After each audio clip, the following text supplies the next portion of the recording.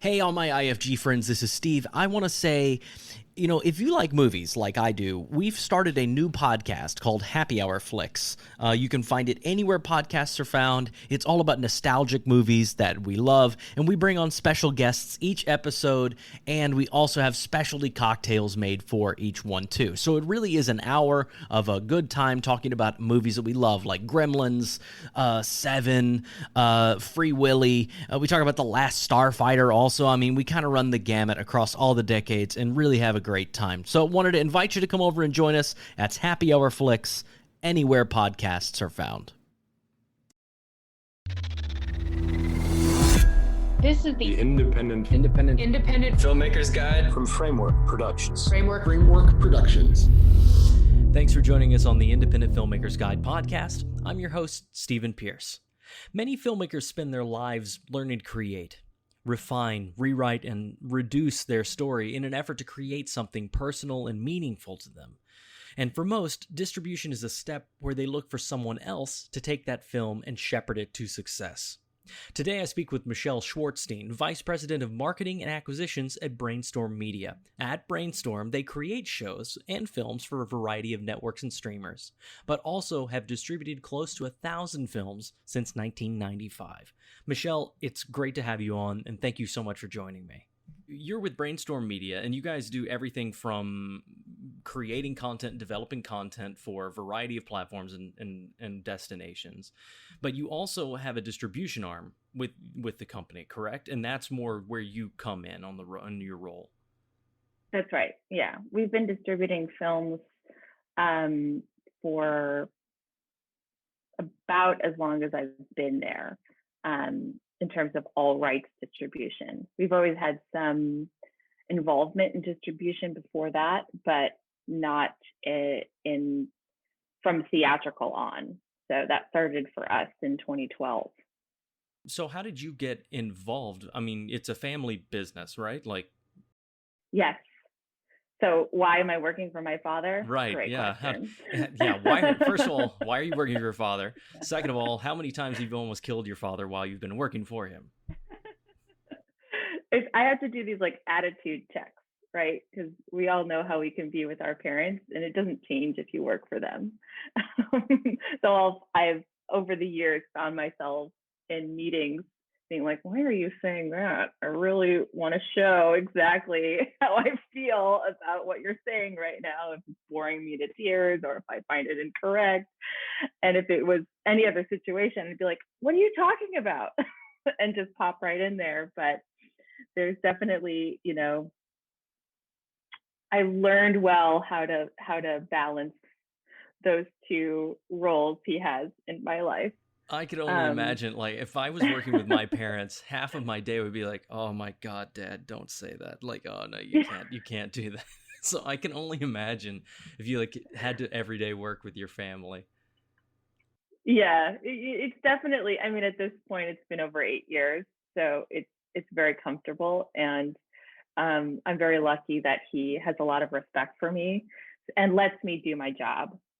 So that's the only way this could work well. And it's allowed me to grow really, really fast within the company. So I'm very appreciative of that. So what did you do before? You were in social media marketing before you came into distribution, correct? Yeah, I was kind of doing a variety of things. So I went to Emerson College in Boston for undergrad. And then I was a bartender. I was a tour guide. I did improv comedy. I was kind of all over the place. And at the time it was, I graduated in 2008, which is the worst time you could ever graduate from college when there was no opportunities. And I was in a city that had, Boston has about 60 colleges in the surrounding area. And it's a lot of young people looking for work. So it was really, really hard to figure out what I really wanted to do in that environment. So I just sort of followed whatever path opened up to me. And one of those paths was marketing. And then I learned social media marketing through an internship, and then I did another internship, and then worked for a real estate company where I was marketing rental properties, and I was very unhappy. And I was dreaming of what I was really passionate about, which was entertainment. And I convinced my boyfriend, now husband, to move back to California with me. And when I got here, I, obviously my father's been in the business for over 30 years, and I never intended to just call him up and say, okay, give me a job. It was really more like, can you introduce me to people who I can just ask their advice? And I had informational interviews with about 5 to 10 different people that he was kind enough to introduce me to. And I kept hearing the same thing over and over, which was, if you're just starting out, it's really helpful to work for a small company so that you can learn many aspects of the business at once. And from there, you can really figure out what you're good at, what appeals to you, and learn the ins and outs of it much faster than you would at a larger company. And it just so happened that my predecessor was not a good fit, and he was leaving, and there was an opening for me at the company, and I took it. The rest is history. Then now you come in and you take over and start being the distributor for your father's company. I really sympathize. I connect with your story a lot because I graduated in 2008, moved to New York, started a business in 2009, probably the worst possible time to do both of those things. And it was very, very rough. Did the same kind of thing. I was a soccer coach. I was a caterer, worked in a restaurant in the kitchen, did all kinds of different stuff before I finally was able to take an internship at a small production company. And that's how I kind of got started. So I feel very similar to you in that story you just told. It's just my passion was not, I've never felt like I was very good at marketing. Maybe because I just have never understood kind of how those gears worked. And I was always drawn more to the creating the story. So that's really what I think is interesting to speaking to you today. What I'm super interested in learning about is how someone like me that has always been creative focused and feels more or less like a marketing novice, like somebody that really doesn't know what I'm doing when it comes to marketing films. What do you see as common misconceptions about distributing independent films that people and artists don't really know about? I don't know that I can speak to the misconceptions, but I do know that it's important to think about who your audience is from the start. And you're already doing that, I think, when you're crafting story. You're thinking about what people are going to feel when they watch, your film or whatever the content is. And marketing just goes to the next level of that, which is pulling out the best pieces, the most, if it's a drama, maybe it's an emotional moment. If it's a comedy, the trailer always has the funniest parts of the movie. If it's a horror film, there's going to be some spoilers in there because we want the most, tense and terrifying parts to be shown. And that's really all it is.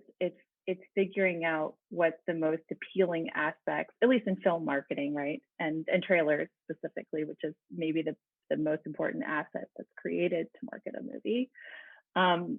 It's about drawing people into what makes, your movie, what's going to make people react in a way that is, not necessarily different than another movie, but often it's that familiar feeling of, oh yeah, I remember watching, X movie and it made me feel exactly like this. I want to repeat that feeling with this new movie.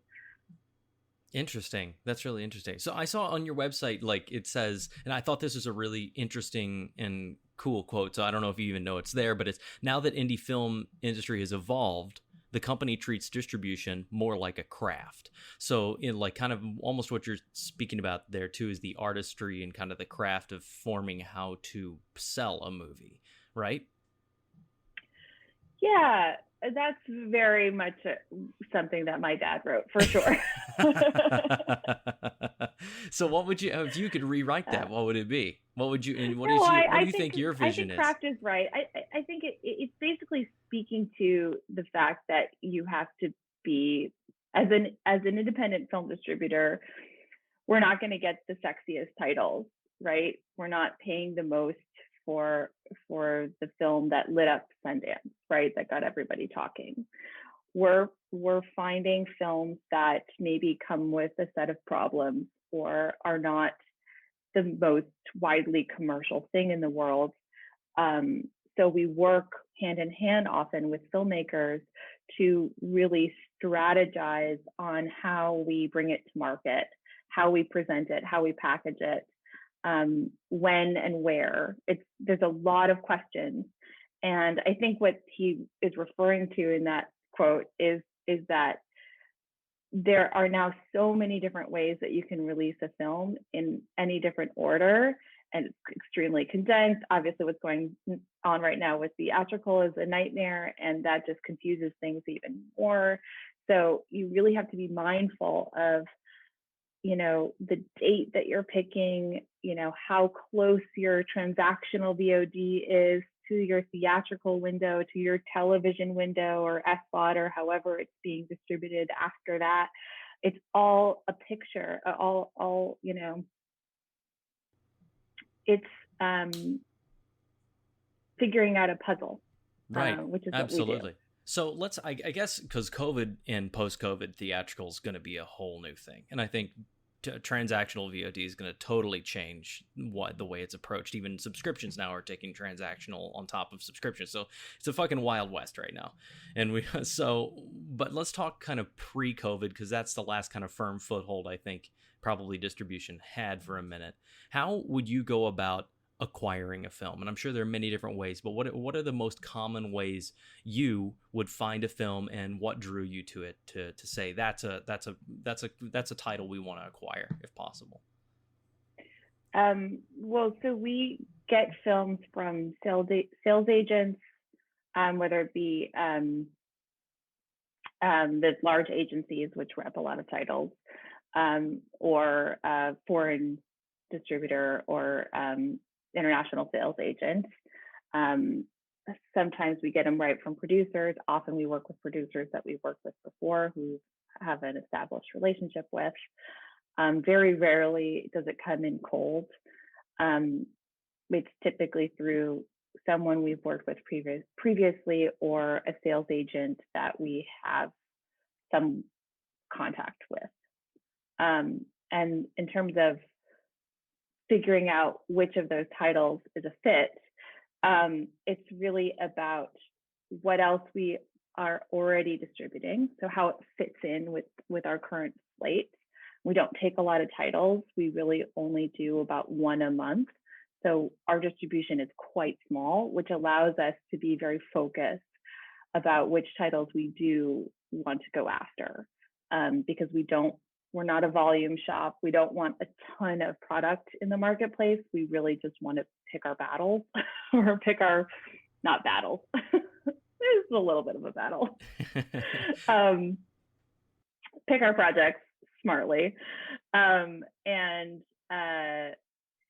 in terms of what works for us, we're really strong in video on demand and have been since our inception. So we've got really good relationships with Comcast and Spectrum and Apple and all of the various storefronts where you can buy movies. And I know that you're saying that don't think about this current world, but I think that in some ways the shift that we've had is potentially permanent. And I think absolutely. I don't think theatrical ever returns in the same way it did before. I just don't know in what way it will return. And I don't think that Yeah. wasn't it typically the typical thing was you'd have some kind of try and do some theatrical run and theatrical marketing that not more often than not was not financially advantageous, but that would boost your possibility for international sales and or VOD, be it one license type or one transaction type or another. But that was kind of the conventional process. Yeah. I mean, and then we had a situation where, in Los Angeles on any given week, you'd see as many as 40 movies being released on a single day, which is nuts. Right. And most people don't have any awareness that that's even happening. Yeah, so this is my question. I totally agree with you, and I think this is actually a good place for independent films, which is just many times get lost in the kind of swath of titles coming out. There are just so many, and they're all hoping for this theatrical run that they can't really afford. I think that this is truly probably going to be a very strong thing in the future. So how do you see that playing out, like with the titles and the things you guys are working on as your company? Like, how are you approaching marketing to TVOD directly, or to VOD overall directly? Yeah, and these past few months have been very refreshing for me in terms of that specific question, not in other ways, but it's been nice that when this all started, we had a title that was going to go in theaters in March, and we don't normally do a traditional theatrical. Often we do more often we condense the window so that we do theatrical on top of VOD, because we know that VOD is the revenue driver. So for this particular title, we had some support with a couple of theaters. They weren't going to play it if it was right on. They wouldn't support it the way that they could if we gave them a real theatrical window. But of course, then this happened, and we moved the VOD date up to May, and we were only going to play a few markets. And what VOD did, once we had our publicist go back out and repitch with their new VOD date, all of a sudden it's a national movie. She didn't have to just hit up the markets that were intending to play the film theatrically. Now, we weren't going to play New York, but she can hit up New York publications. And the amount of press that we got for that film was much larger, I think, than it would have been the previous year, because that switch happened like that, where all of a sudden, if theatrical isn't necessary or even possible, then how do we judge what film we cover as a publication? Completely up to the critic. So people are kind of setting their own rules, which is really playing out in publicity very strangely, especially now as this has dragged on, I think, longer than people expected. The writers are fully prepared to continue with that sort of benchmark of like, well, it has to be theatrical at this level for us to cover it. And now it's like every Netflix movie gets a write-up. Every, Hulu movie gets a write-up, because at least they know it's going to be in X number of households. And how do you judge that? I don't know. So you mentioned something a minute ago I want to ask you more specifically about, because you said you knew even whenever theatrical was a thing, you guys were very strong. You've been very strong in the VOD space. And that's your real driver. Can you speak more about that? Like, how did you develop that model? How do you work within that now? And how, whenever you acquire content, how are you approaching releasing it? Is there still windows of time? Do you try to go to a certain platform first? Like, what's your overall strategy? First, we run projections, and we try and figure out where we're going to see the most success for a particular title.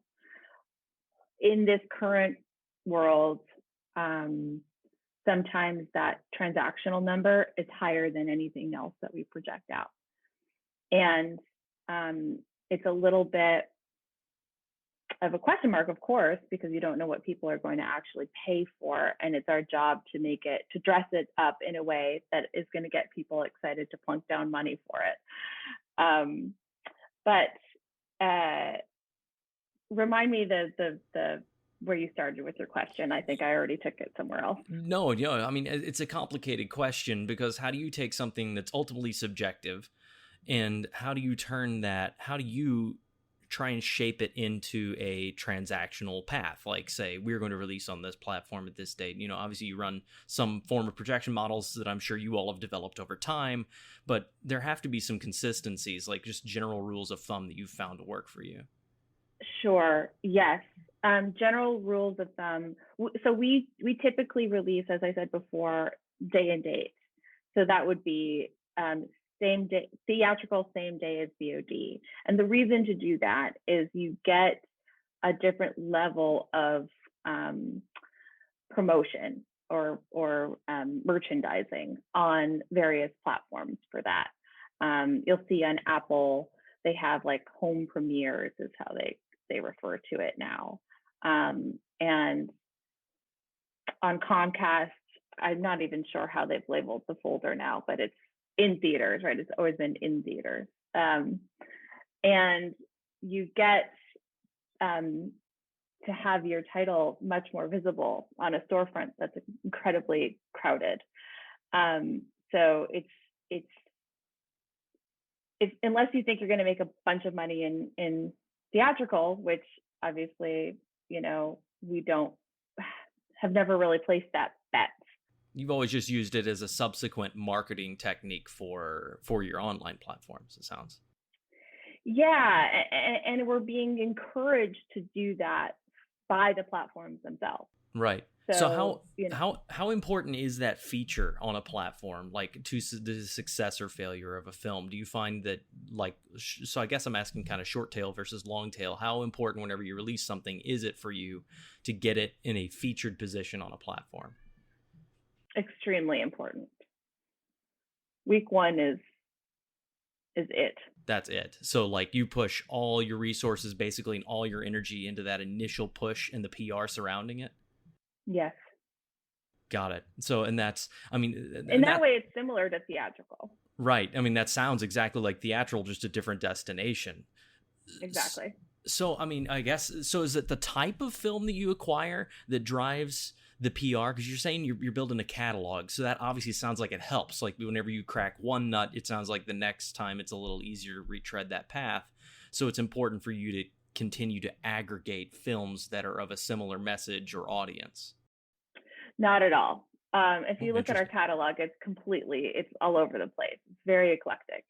And we actually like being that provider for the platforms because, it allows us to give them variety and then also, then we don't have the problem of having films that are too similar to each other. Is that a problem? Like, I'm sorry, I'm probably asking very basic questions to you, but to me, this is all like, I have a bunch of them. Like, so is that a problem? Like, if you're a distributor and you approach and like Apple's like these two films are too similar? No, it's more about the timing of that. So we would want to, spread those out, I think, because as a small supplier, I don't want to be pitching a title and then pitch a very similar title for the following month. They're like, well, we already got that from you. What's so different about this one? Oh, well, why don't you just tell me which one's better and we'll promote that one. Has there ever been a situation where you've acquired a title and held it because of the timing, like made a deal with the filmmaker to be like, great, we're going to release this at X time because we have the right pathway, but it's too close to this other one. So, and you just make that deal as part of it? Or does the time whenever you see a movie really affect when you're going to take it? We don't often have to commit to a timing when we sign a deal. It's usually like by X date so that they know it won't drag on forever. But we are always strategic about how we schedule titles. That completely makes sense. Whenever you're going to platforms, how do you decide which one you're going to approach? Like, how do you target which one? Which platform or? Yeah, so for instance, like if you acquire a new title and you're going to go VOD, how do you know which platform you think is going to be the right one for that to get the most traction, to get to that feature placement? Is that relationships that you've established with that platform? Is it experience on that, the audience on that platform? How are you determining that? So our deals for transactional VOD and EST, electronic sell-through, are primarily output deals. So I know that if I pitch a title, it's going to get programmed. And then what we do is we have monthly calls with most of the platforms that we have relationships with. Sometimes it's quarterly. Sometimes it's, if I have, titles I really need to talk to them, I'll call them up and really push something if it makes sense for them. But we're pitching everybody. It's not an exclusive environment for the most part, transactional. So if Comcast has something, Apple has it, Spectrum has it, DirecTV has it, and it's really about giving them all the information that they need to promote it the way that we are encouraging them to. Of course. So it can live everywhere and just it hits where it hits, and the feature and all that is just algorithmic based? No, it's a lot of human curation, actually. The platforms that rely entirely on algorithms are Amazon and Amazon. So are these conversations you have with filmmakers, or is it something that part of your deal when you acquire a title that this is just what your job is and they just benefit from your experience and or live with the choices, or how does that relationship work? It really, really depends on the film and how much we've spent on it. So, and the relationship that we have with the producer. So some deals that we make have approval provisions, so they need to be involved. Others don't, but for the most part, we find that regardless of what's in the contract, it's good to share as much information as possible. We never want a situation where the producer or filmmakers are not on the same page with our plan or in somewhat acceptance of our plan, because it is really, film's this small, it takes everybody, right, everybody's involvement to really make it work. So you all primarily act you're a distributor in North America, correct? Yes. Okay. Do you do any international distribution at all, or do you have partners you typically work with in international sales? We don't do international sales. We do have some deals which are global. We've done global deals with Netflix before. We have the ability to make films available in territories outside the US on Amazon and Apple. We just don't often take those rights because we don't do the kind of sales that would really get us to the numbers where that kind of business makes sense. I mean, those markets are extremely specific. Like if you don't know how to market something in, Asia or, China, you're probably not going to have much success, right? Like personally. It's really about selling to a local distributor. So, we're not in that business. Right. And that's a lot of work to sell to local distributors and then collect from them. It's right. A whole other. You should probably talk to someone in international sales. Oh no, I definitely am going to but that's something that is really, I've heard like horror stories from other filmmakers that I know personally of, you get into a market and basically they're like, if you can get any money, just take it at the beginning because you're never going to see a report. You're going to have no idea what it's doing internationally. So that's always like a whole black box, it seems like. Yeah. And there are some shady international sales companies.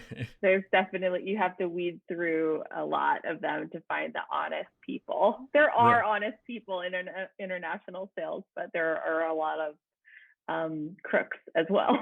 So I guess, that's a great question too, because I know of a lot of filmmakers that are really afraid, I think ultimately is what it comes down to, of distributors. Like they're envious of wanting a good distributor. They want success for their film, and sort of like, I reckon it to like arts college, you know what I mean? I have a lot of people that I know went to art school and then come out and then blame the school for not having a job. And I'm like, well, that was never really the intended part of, that. It's like you get the success you make for yourself. So how do you guys set yourself apart? What do you do? And is there like a philosophy you all live by? Because you're creators as well. like as a company. So how does morality and distribution in the deal, does that play a role in all in what you guys do? I think for us it does, yes. I think we are, in some cases, honest to a fault. That's just how we operate. Much better to let people be delighted by the results. Like we really downplay things. We manage expectations so that that the people that we work with can be pleasantly surprised by the results, more so than overpromising and pumping up someone's ego. And we just don't play that game, which means that we lose sometimes in bidding, because we're not liars. We tell you what it is.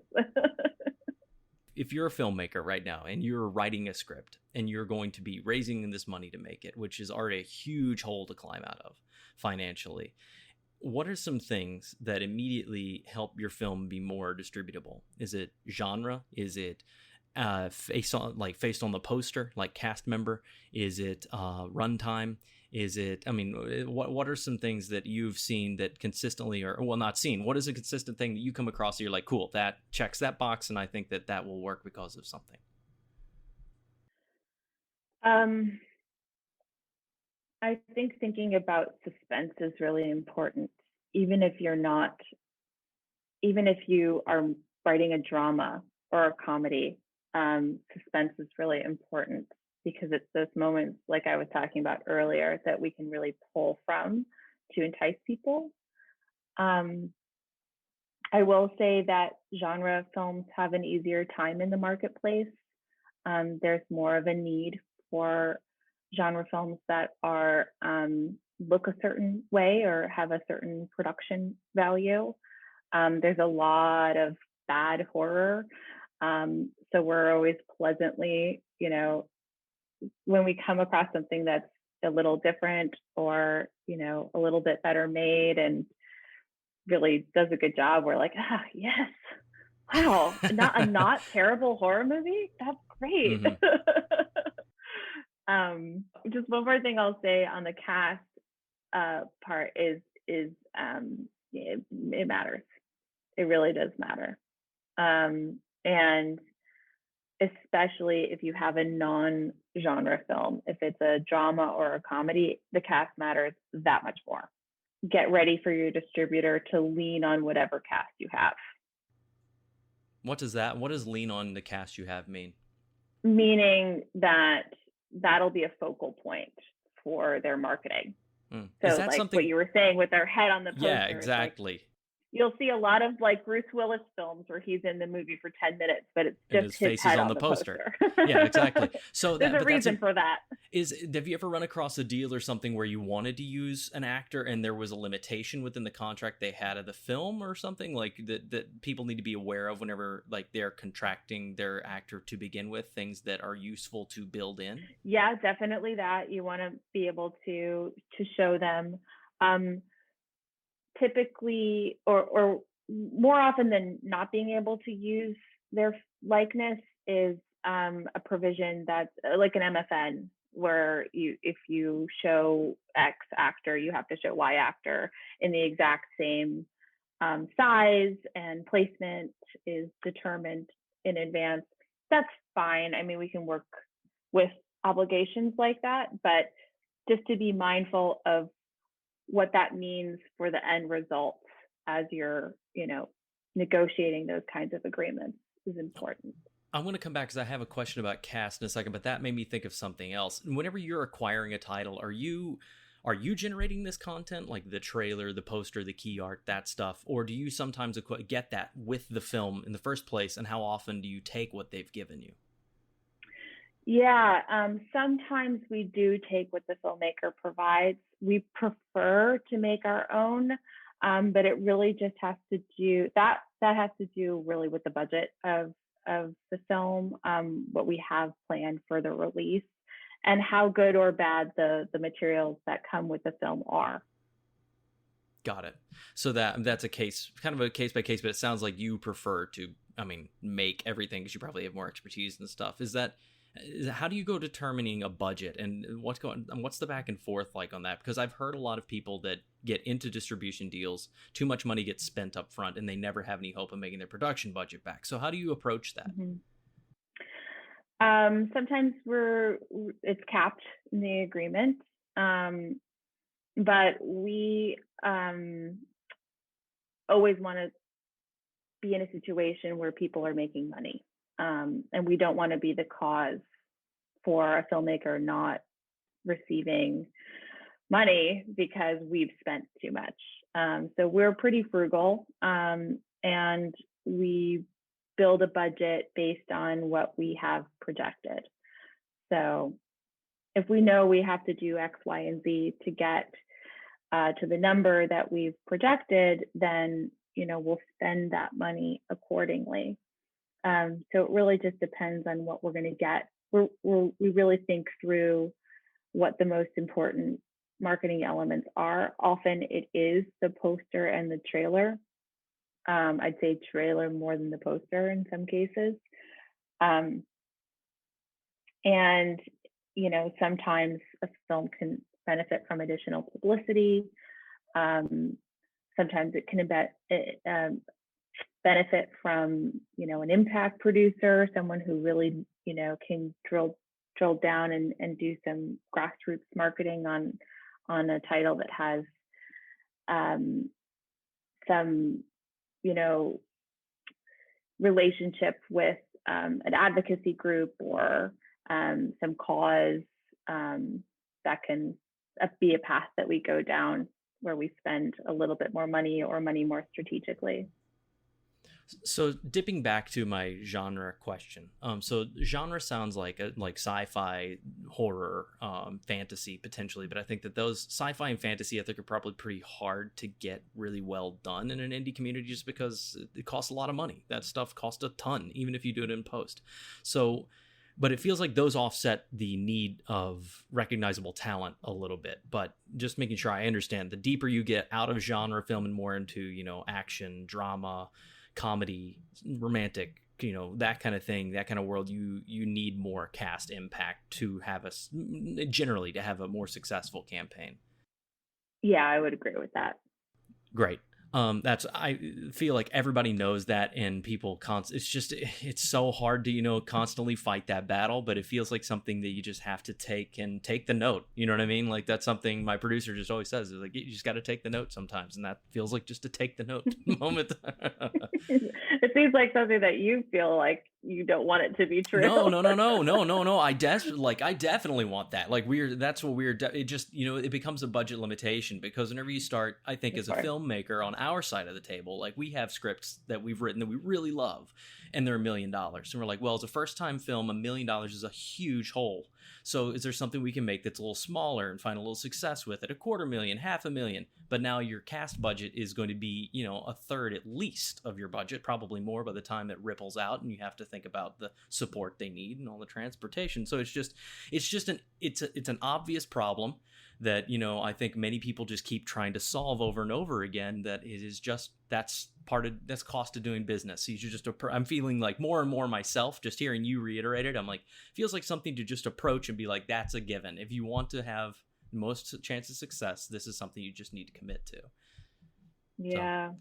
I mean, that's the other direction is to produce for the buyer in advance, which is the only way that my company, well, I shouldn't say the only because it's not quite true anymore, but mostly if we are producing a film, it's for a buyer on the other end. And typically that's a television network. So it makes things a little bit So how often do you do we're that? distributors, yeah, exactly. And we're not making movies for our distribution company. We're making movies to sell. Let's tell you something. That's interesting. Yeah. So how often do you work, and do you ever acquire IP, scripts? Do you help finance? Do you help work on ideas before they are made? And what would the caveats be for something like that? Yeah. So Meyer, who's my father and boss, is more involved in that, and sometimes it's just about following a passion or working with a friend or someone on a project that's meaningful. And that's when we'll do work on projects that are outside of both our distribution and what we do for, the television movies. But it's like, we're just the kind of company that goes after whatever opportunity makes sense. So there's not really hard and fast rules like that. Totally. Is there like a type of subject matter film, is there like an underlying mission that you all have as like, not as like, like whenever you're making these films? Because I think films so many times come from at least good films, come from a very personal place. They come from someone trying to say something, trying to affect change in the world. Is there a certain type of story and mission you find yourself drawn to? I think it's impossible to separate that out when you're watching something. At least in acquisitions, I find myself in a battle internally a lot because I maybe have fallen for something. I kind of have to fight against my own taste in some cases, I have to say. Oh, interesting. Like, something will do well because of X, Y, and Z, or it won't. You're worried about it not succeeding because of X, Y, and Z, but you really are drawn to some piece of it as a person. Yeah. I like a lot of movies that I know aren't going to perform. So because we are a business, we have to say no to those things, although it can be difficult to say no, especially if it's someone that, I have already worked with or have a respect for. So there are cases where we get involved in films that we wouldn't pick up just out of the marketplace on our own, but we're doing it because of a relationship. Those relationships are incredibly important to us. So I guess in terms of our philosophy or why we take certain films and not others, a lot of it has to do with the people that we are working with. And sometimes we say no to projects because, the interactions that we've had with a producer, or filmmaker, or sales agent, just we can tell it's going to be not worth the energy and the effort. Or if there's conflict right off the bat, it's like, it's just not worth our time. We have limited time. We're a small company. And it's also a hell of a hard job to make any of these things go. There's just not it's not like a pipeline. You just plug something in. I don't imagine it's the same on your side. You're a boutique place. You have to believe in what you're selling, or else it's never going to succeed, and it's going to be hell trying to make it succeed. Yeah, there's a line for sure. Like, I wouldn't say that every film that we've distributed is like a great movie, but it doesn't need to be. It needs to serve an audience, right? And that's what I remind myself as I watch titles for acquisitions. It's about who is going to be attracted to this, who wants to see this. Is there already another film that's filling that need? Where are there gaps, and will it work to fill that gap? Whenever you're releasing a film, is there a certain, like, how much are you putting into a social media campaign versus PR versus, advertising and other methods? Like, what are your kind of buckets that you examine, and how much do you emphasize and lean within those? Yeah, it's a good question, and it really flips around depending on the project. Publicity can be immensely important if we feel that there's traction to be had, especially if we have talent that is recognizable, that's willing to work.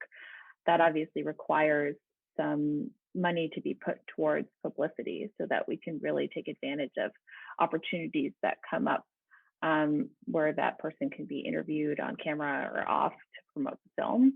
And social media can be challenging. We do spend on social when it makes sense, especially if we're doing a VOD campaign with a platform like Apple, where people can click right from the paid ad into the store, really depending on the budget that we have for the film, where other resources are going. If sometimes we work with filmmakers that are taking on the social media aspect themselves. It's really, really challenging to get a lot of traction on social media if you don't have something built already. And unless we were using 6 months ahead of the release to build it up, it's, not always in the cards. And then for other advertising, we do spend strategically on platforms. So there's something called co-op marketing that we'll do sometimes with Comcast or DirecTV, where we put in advertising money and then they match it, so we can get more bang for our buck on linear ads, so like 30-second spots or banner ads that show up on the VOD guide itself. So that since VOD is such an impulse buy, you're shopping through the store when you want to watch a movie. That kind of advertising can be very effective because you're paying for placement on the platform where you already are looking to buy something. Exactly. And that totally makes sense. So that we like leaning into opportunities like that for sure. That sounds like a very smart idea. So I mean, it does sound, but that's really that's clever. And it's very, see, again, like I learned so much about marketing when I speak with marketing people, because they have experience, and I love to learn from them. So where do you see yourself taking the distribution division of Brainstorm over the next, coming year? I know it's a very hard question because who knows what the hell's going to happen, but it seems like you're already in the VOD space, and it seems like you guys are pretty well positioned to, pivot right now, because theatrical wasn't a big part of your initial plan. So what is your speculation, I guess maybe is a good way to say it? I think we have to get involved more and more in films at an earlier stage without relying on finished products. So when would you ideally get involved? As soon as there's cast attached is the easiest place for us to come in, because then we can truly evaluate the film based on the script, concept, and cast. How would you acquire something like that? Because that's so early on. I doubt there'd be a sales agent at that point. There wouldn't be festivals that would be engaging at that point, other than like a script festival, but you wouldn't know if there was talent attached. Sometimes there are sales agents involved, especially if they're the ones doing the packaging. So the major agencies package all the time. Oh, gotcha. Mm-hmm. And then it depends on the financing structure. So if it's entirely equity, there's no need.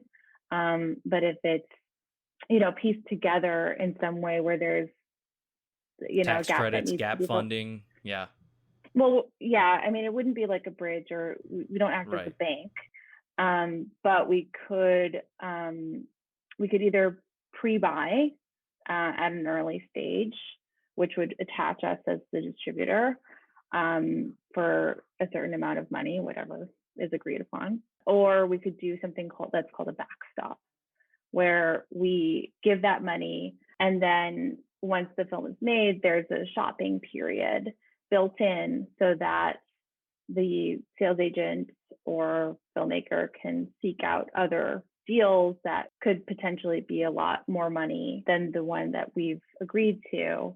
And then if it's a certain percent over, there's different terms here that would be baked into an agreement like this.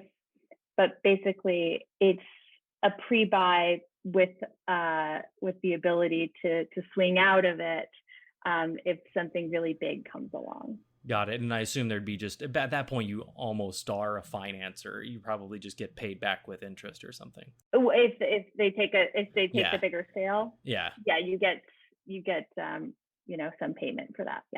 Yeah, of course. I mean, that makes complete sense. But that's interesting. Like, and I mean, I guess that really depends upon the film, which deal you'd prefer, because it depends on the cast and everybody. Obviously, it's better for you to probably be the distributor at that point. Yeah, but it's a win-win scenario, like you said. Right.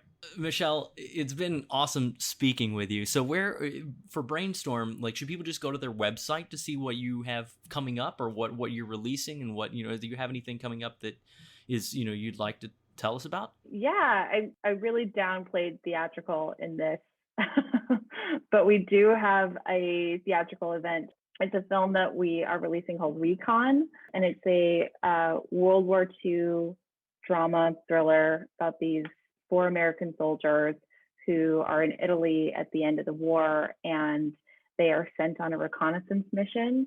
The lead is Alexander Ludwig, and they are being led up this mountain by this Italian man played by Franco Nero, who they're not sure if they can trust him. So the whole film is sort of this treacherous, snowy climb up a mountain while they're being shot at, and it's very tense. And the film, we're co-releasing with Fathom Events, and we're leaning into, the veteran angle. The film will be in theaters one night only, and then on VOD the next day. Recon everywhere on VOD. So that sounds like quite exciting. And honestly, it sounds like I want to talk to that film. How the hell they shoot on a snowy mountain? That sounds like there were several stories in that production for sure. It was shot in Canada, and the producer was telling me a story about how Franco Nero was like, can't be that cold. And he showed up in his costume and was like, no, you guys need to get me like a Russian style hat and like really bundle me up. I believe it. I hate the cold. So that sounds like a miserable time for me. Well, Michelle, it was awesome meeting you. Thank you so much for taking the time to talk to me. It was a pleasure. Thank you so much for having me. Filmmaking is a collaborative experience, and so is this podcast. Please take a second to subscribe so you know about future episodes, and leave a review. It really does help us. For more info about today's guest, please visit independentfilmmakersguide.com, where you can check out all our episodes that run the gamut of filmmaking topics. They're available in both audio and video format. IFG is created by Framework Productions. This episode was directed by James Allerdyce, produced and edited by Matt Mundy and Audrey Ray McHale, and hosted by Stephen Pierce. The music is by Glassboy. Find his music on freemusicarchive.org. See and listen to all the episodes, plus bonus content at independentfilmmakersguide.com. Thanks for listening. Hey friends, we just wanted to take a quick moment to talk about 2 personal things. First, we wanted to thank you, our listening community, and our wonderful guests, learning so much together along the way and continuing to learn, sharing our stories, making a lot of new friends, and collaborating, which is exactly what this is all about. Which also brings me to my second point. In great part to many of these new relationships, we wanted to let you know that we've taken a lot of this advice ourselves and made our own narrative feature film, Herd. H-E-R-D, Herd, which is premiering this October on Friday the 13th in select theaters as well as on VOD. Personally, I think it's the perfect kind of scary movie to watch during our favorite scary season. So we'd love for you to celebrate with us and watch Herd. You can pre-order it on Apple TV and, of course, do the communal thing, see it in theaters. Of course, for all of this, please see our show notes, but basically, we're going to keep it all updated at herd.film. That's herd.film, herd.film as well. Thank you again. And be sure to give us a rating and a review over on Apple Podcasts so we can continue to build this community and collaborate. IFG, how movies get made.